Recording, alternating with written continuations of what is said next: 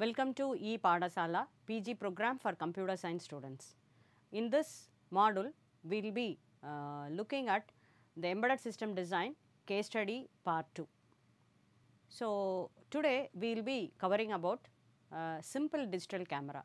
So, in this module, we will discuss about the requirements, specifications and what are all the functions we will be requiring for a digital camera, and at the end we will discuss about the design and implementation of digital camera. So, first we will look at what is a simple digital camera and what is the purpose for which this has been made, and what are all the specifications and requirements, and all those things we will first see. So, a digital camera is used for capturing the images. So, after capturing the images, in the olden days analog cameras where we will be capturing the images with the films, but nowadays we will be using digital cameras. In digital camera, we will store the images in digital format, where we will not be using a film and we will be storing the images in camera. So, as we say that we are storing the images, we can store multiple images in the camera, as much as possible images which can be accommodated with the memory. We can have that much amount of images with your camera. So, the number depends on the amount of the memory as well as the bits used per image. If we store the images in the camera, as it looks like a file, image file, so it can be downloaded to PC. So, when you are going ahead with the PC, you can process anything with respect to your images. So, nowadays some of the things which are all possible are systems on chip in a digital camera is possible, as well as multiple processors as well as memories on single IC is also available. High capacity flash memory is also available. So, when you are looking at the simple descriptions used, for example, many more features with the real digital camera are the variable size images, the image deletion as well as image compression, digital stretching, zooming in and zooming out. So many things which will be possible when you are looking at the digital camera nowadays, which is not possible when you are looking at the olden days analog cameras.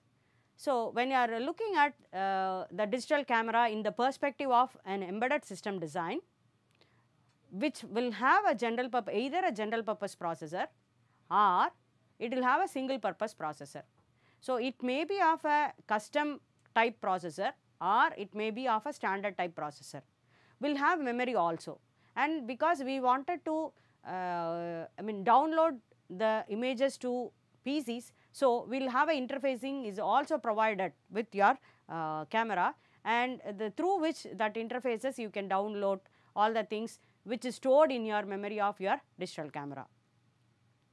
So, this shows about the general picture of a digital camera, where just see that we will be having a lens. So, through lens whatever be the picture it is capturing is stored on falling on to this CCD. CCD is nothing but charge coupled devices, which through the CCD it will go towards the analog to digital converter. It converts whatever be the data which is recorded through your CCD arrays, and it is pre-processed through this CCD preprocessor, and it comes to your microcontroller. So, in an embedded system, either a microprocessor or a microcontroller is used inside, so which takes care about further processing inside it. So, the CCD preprocessing is done through this particular person, as well as we will be doing something like a pixel sometimes we will have a pixel coprocessor is also there.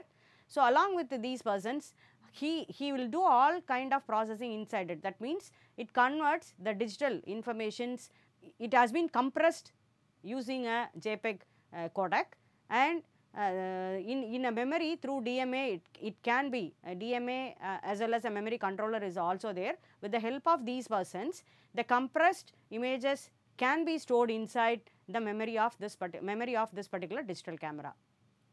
As we know that it can be sent to, when you are taking a picture, we wanted to see that in the screen while you are taking it.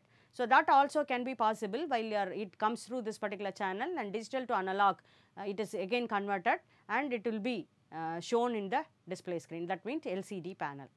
So, when you are looking at what will be the data which we have stored, that means with the camera we have stored so many images, this can be sent to your PC through this UART. That means the serial communication interface is available with your digital camera. So, through which what will be the data which is stored in this particular camera is sent to PC, so that you can process with your PC. You can download all the images which is stored inside your digital camera, where when you are looking at the images, it can be given in a different sizes also on the display screen through the different processing. So, remember that there is a processor inside it. It takes care about all the process which has been done with inside your digital camera.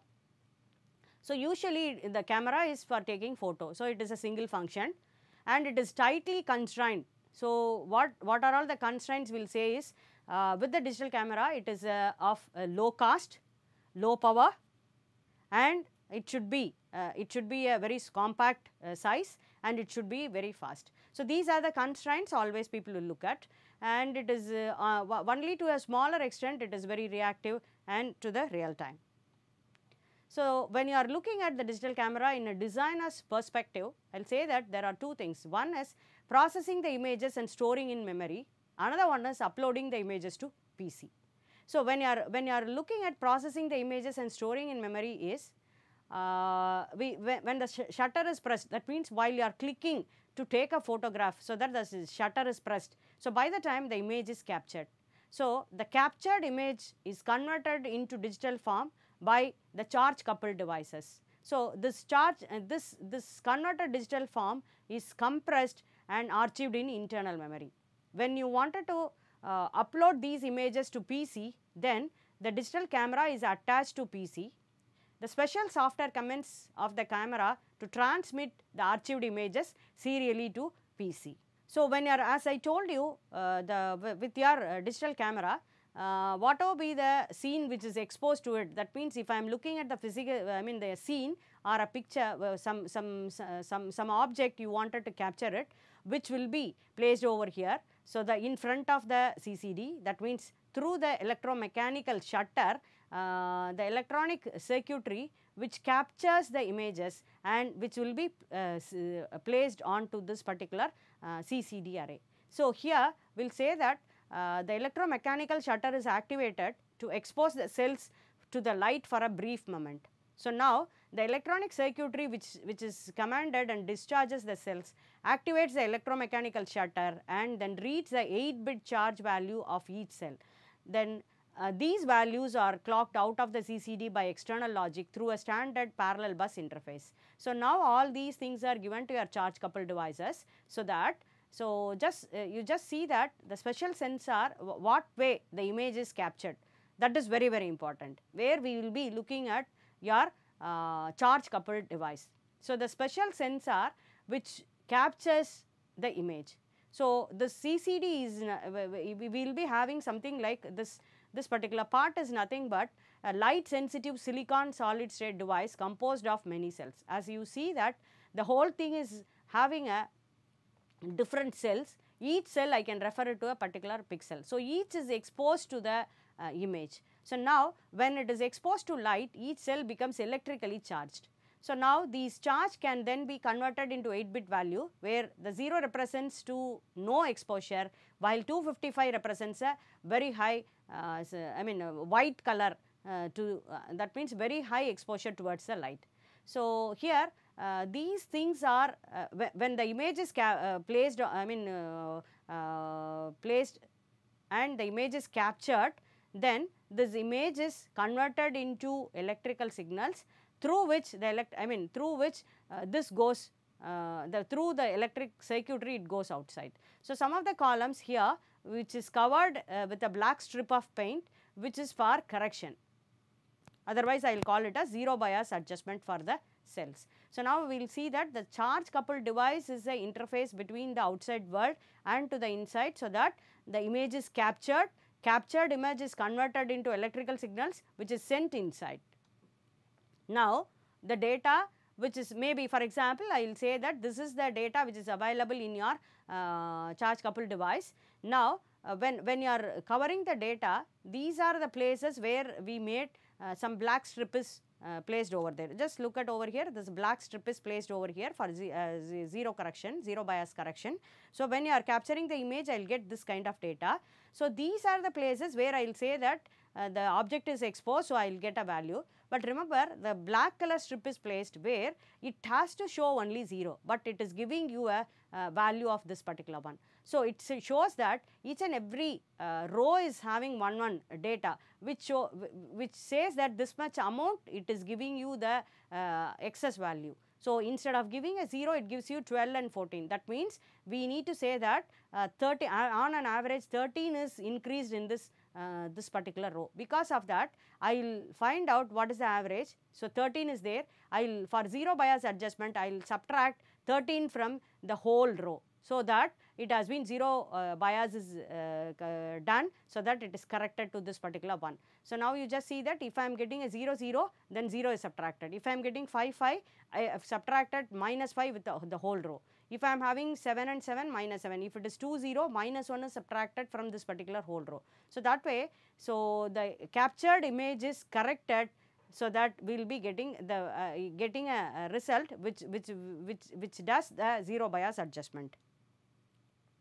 Now, we got the data, but we can't store it as it is, because it will be, because the device is having a limited memory. With that memory, we wanted to store more number of images, then it is not possible, we can't store it as it is. So, we need to compress the images based on, then only we need to store these images. But remember that while during the compression also we should not lose more information about that particular image. That also has to be considered while you are compressing and storing the image inside your digital camera. So, if this is the case, now the JPEG is the format with which the images are stored. So, in this JPEG is a popular standard image format for representing the digital images in a compressed form, and it provides a number of different modes of operations, and this particular mode provide a higher compression ratio using DCT. So, using discrete cosine transformation, whatever be the data we have captured is compressed. So, remember in the JPEG when you are converting the images into compressed mode, there are 3 steps we have followed, so that the maximum compression is done with very less loss with respect to image also. So, one is DCT, next is quantization, another one is Huffman encoding. So, by following these 3 steps, each block will be compressed and we will be storing it with a lesser values. Lesser size is required to store this particular images. So, when you are as we know that DCT is nothing but discrete cosine transformation which is applied to the image. So, after processing it, it has to, again we have to apply the inverse DCT, so that it reverses to the normal size. So, when you are normal world, that means time domain. So, when you are looking at these are the images, if we got it after DCT, then this values are of higher values. So, what we thought is we wanted to store each and every, see 11150 is there. For storing this particular value, definitely 8-bit is not sufficient. So, what we thought is the whole thing, each and every pixel has to be quantized in such a way that maybe 8-bit is more than sufficient to store all the values. So, the quantization is done and we will be getting a value like this. It is comparable to this particular value, but it requires only 8 bits to store each and every values. So, that way the quantization performed, so that the number of bits required to store the whole image is less. But remember, after quantization also we can approach, we can adopt some of the techniques, so that still the image is getting compressed. So, for that people are going towards the Huffman encoding step, where when you are looking at Huffman, before Huffman the whole data, maybe it looks like a matrix, rows and columns. This has been made it into the zigzag pattern like this. Each and every thing, when the line, when it crosses, will take that particular pixel. So, that way the whole image is made it into a serialized format. That means, we will say that the values are converted into single list using zigzag pattern. So, instead of having a two-dimensional data, now the whole image is converted into single list using this particular zigzag pattern. So, wherever the line crosses, that particular pixel is taken. So, this is the way the whole image is traced, so that the whole image is given as a single list. Then after that, this single list pattern is sent through a Huffman encoding scheme, through which it has been reduced to a appreciable level. That means, Huffman encoding is a very famous encoding with respect to communication techniques, where we will be using that particular technique for storing the images as well as reducing the size also. Here you just see that these are the pixel values with which we have given along with the frequencies. So, instead of storing all the values in a fixed length, people are thinking about the variable length with respect to Huffman encoding. So, with that we made it, if it is -1 is appearing for 15 times, then we will say that that will be the maximum number of frequencies which is occurring in this particular list. So, this value has to be represented with a very less number of bits. So, just see that -1 is represented with only 2 bits. When you are looking at 144, where this is appearing only one time. So, this has been coded into the maximum number of bits, maybe 6 number of bits. So, that may be the maximum number of bits. So, that way when you are looking at the frequencies, if the frequency is less, maybe that will be represented with more number of bits. If the frequency is high, it will be represented with minimum number of bits. So, if that is the case, then we will be in a position to represent these values, or we will convert the whole image into this variable bit format, so that the number of bits required to store this, the whole file, will become reduced to a greater level. So, Huffman encoding also helps to reduce the size of the image to be stored. So, we just have it something like more very big image, but it has been compressed using your JPEG format, and you will get a very less, so that it will be stored in your memory of your digital camera.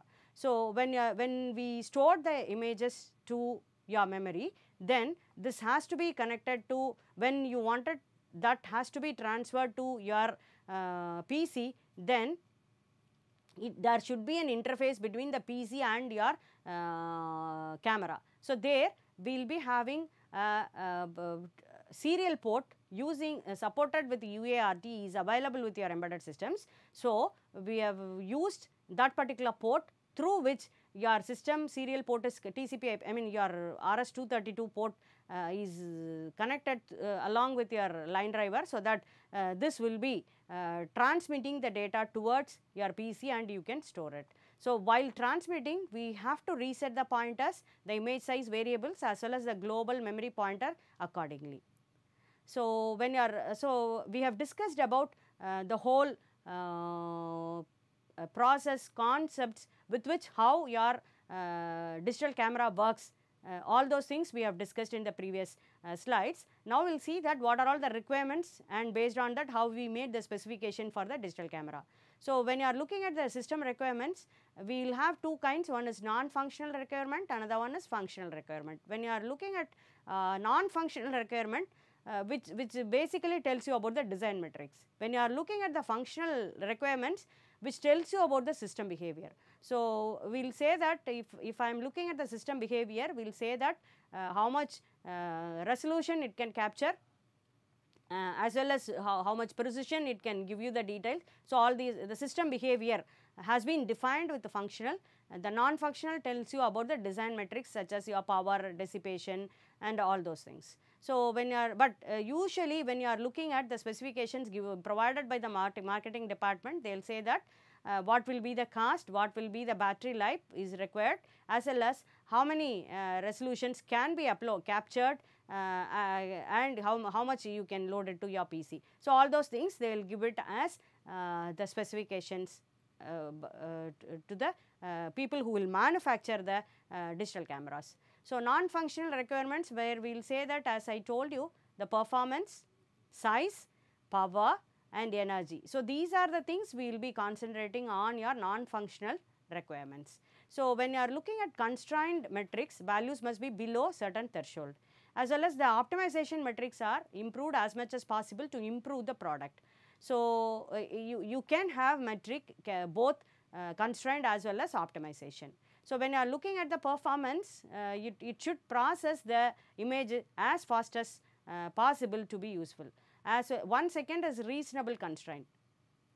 So, size, we can say that the camera should be a reasonably size and will have a minimum number of gates, so that we can have a lesser size as well as the cheap rate is also less. The power, always it should operate with a lower power, so that we have to maintain the temperature below certain threshold. So, remember, there is no cooling fan, which is cooling fan cannot be attached with this digital camera. So, we need to operate always with a very less temperature. So, when you are looking at energy, we need to reduce the energy consumption. So, when you are looking at the functional specification, as I told you, the camera should have the different functions, it has to satisfy all those things. So, here as we discussed, the CCD through whatever be the image we wanted to capture, which has been captured by your charge coupled devices, and this will be given to a zero bias adjust. From there, after adjustment, it will go to discrete cosine transformation. After that, it will go to quantization. After that, it will come to the memory, where you will be storing it. So, while you are storing it, you will be storing it as a variable length or a fixed length. Variable length means we will be looking at the Huffman code, so through which it will be compressed and it will be stored. So, if you wanted to you want more 8 into 8 cross blocks, then it goes in a loop. So, if I wanted to if I am thinking that this is more than sufficient, then I wanted to store it. If I wanted to transmit serially to my system, then it will be sent through this. So, this has been sent through, supported with UART, and it will be passed out so that the system reads, that means the PC reads the things. This is the functional architecture or functional specification with respect to your digital camera. So, this is the refined functional specification, which tells you about what are all the codes which will be used to provide all those things. So, this is the image which is having a 0, 1, 0, 1, 1, 0, that means the pixel values. So, this has been sent to your CCD processing module.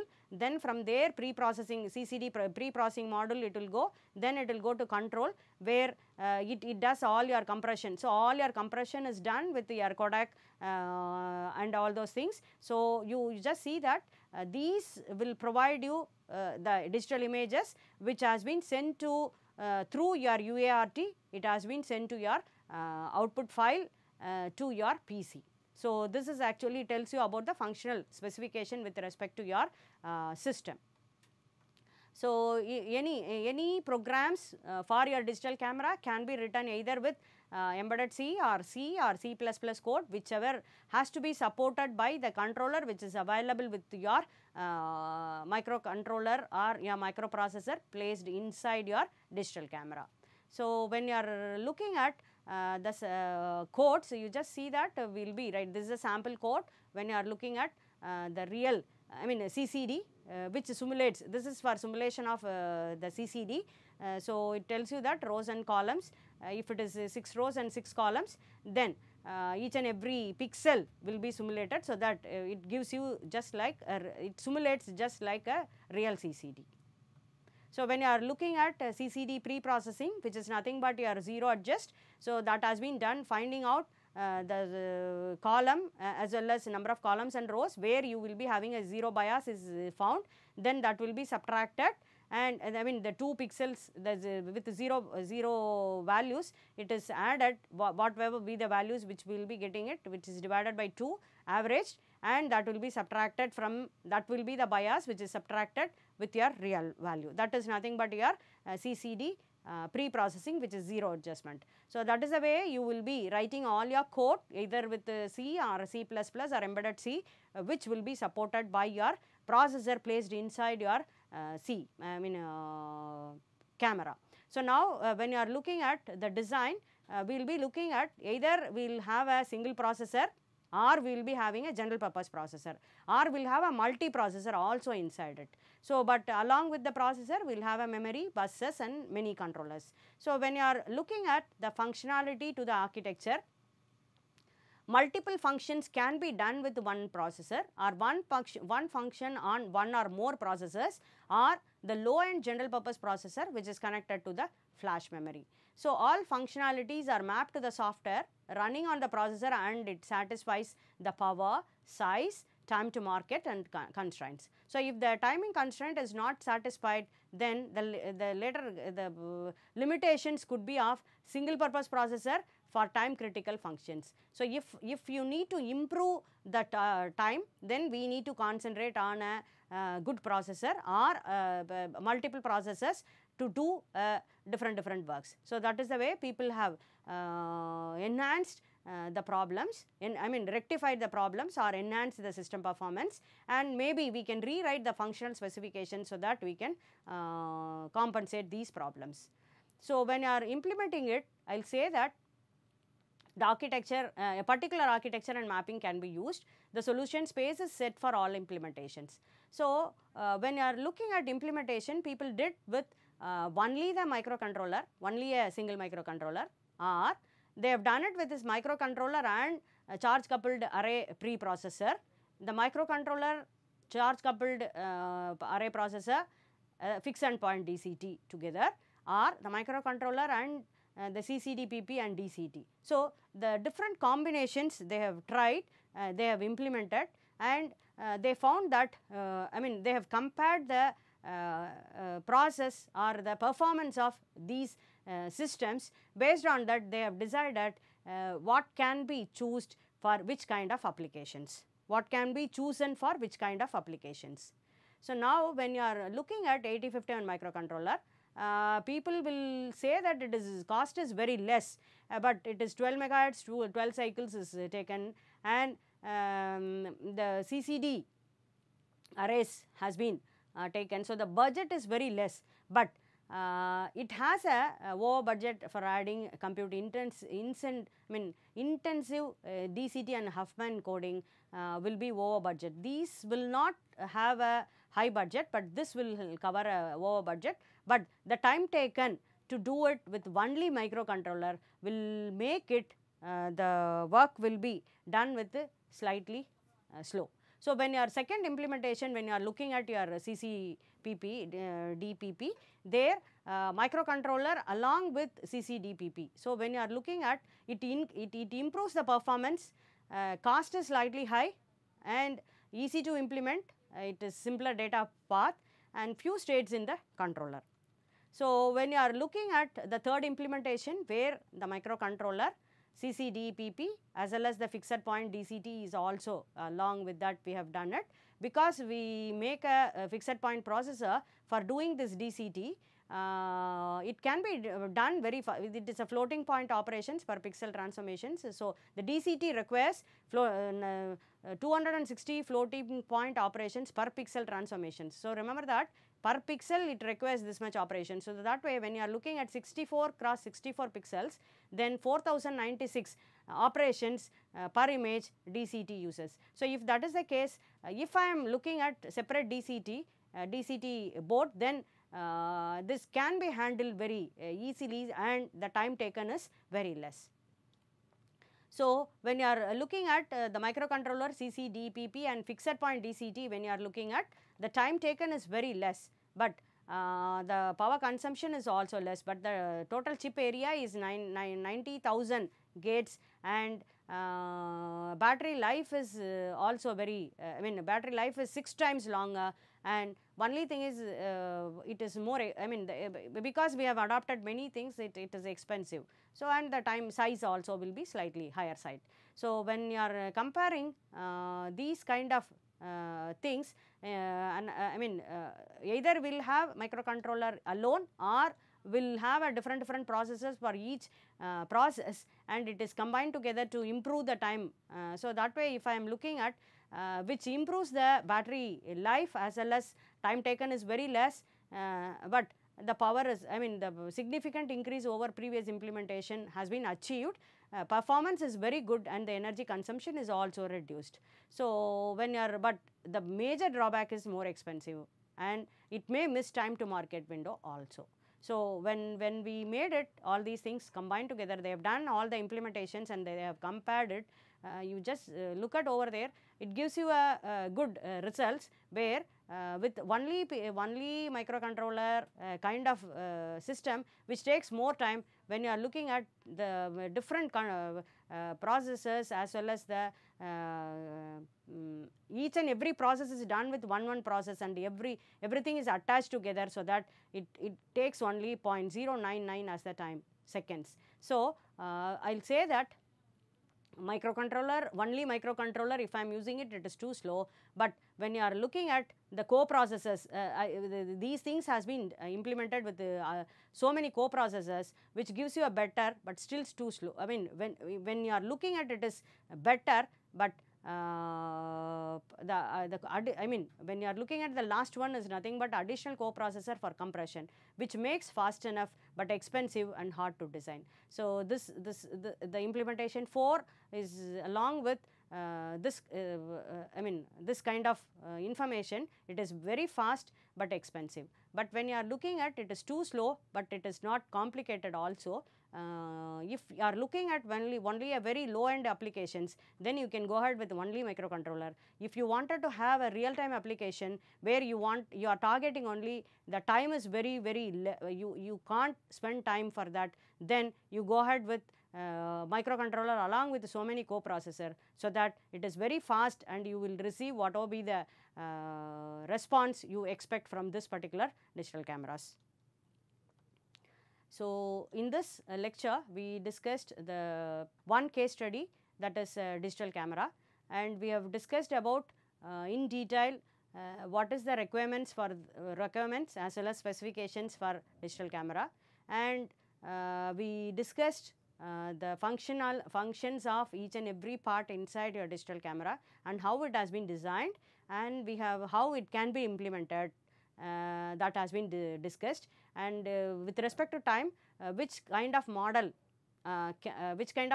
can be preferred, that also we have discussed. I mean, we made so many analysis. With that we have found that based on the timing requirement, we can select the co-processors also. So, this is the reference, we can use it for your digital camera design. Thank you.